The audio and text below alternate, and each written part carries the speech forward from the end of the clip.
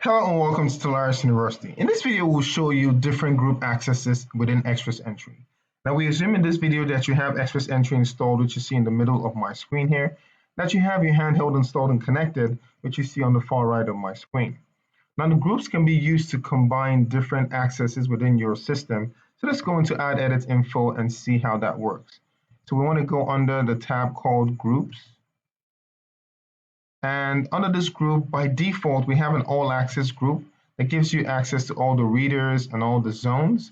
And we have a no access group that gives you access to none of the facilities within your system. Now we want to create a test group. So let's see test group.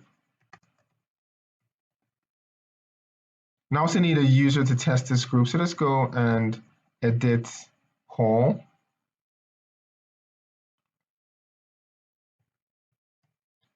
And let's add him to this test group so that anything that happens to this test group should affect Paul. So let's go back into the groups. So the first thing I want to show us is how you can grant access to readers. So my reader is XPID 200.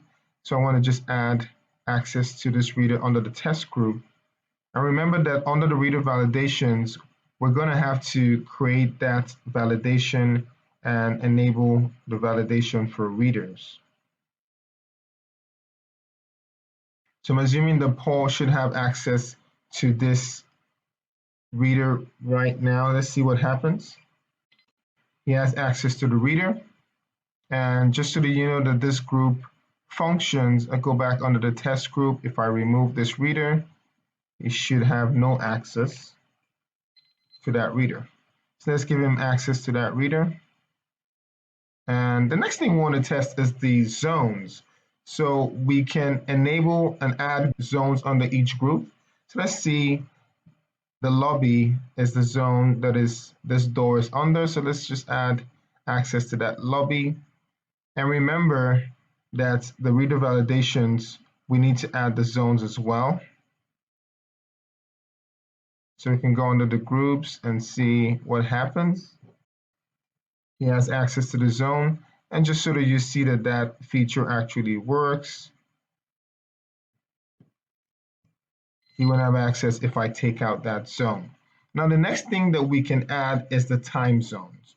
So you can give access to a zone within a certain time frame, and this you can also add under a group.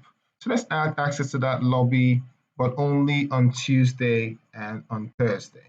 So today is Saturday, so he's not supposed to have access today. So let's see how that works if we add that particular time zone. And we have to go into the reader validations and we have to select time zones. So let's hit save. So let's see what happens when we present our badge.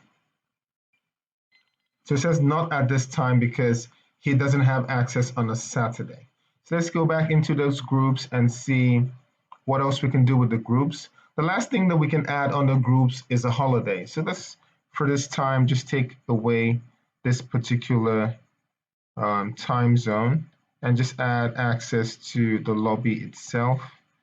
So I want to add access to a holiday and say, on this holiday, we're not expecting Paul to be around at all. So I created a holiday called test holiday. So let's just take a look at that holiday. And so I want him to have access. Let's say he wouldn't have access to the facility on 7th and on the 8th. So today is the 7th, so I'm not expecting him to have access today. So let's go back into the groups and see what happens when we add this particular holiday to the test group.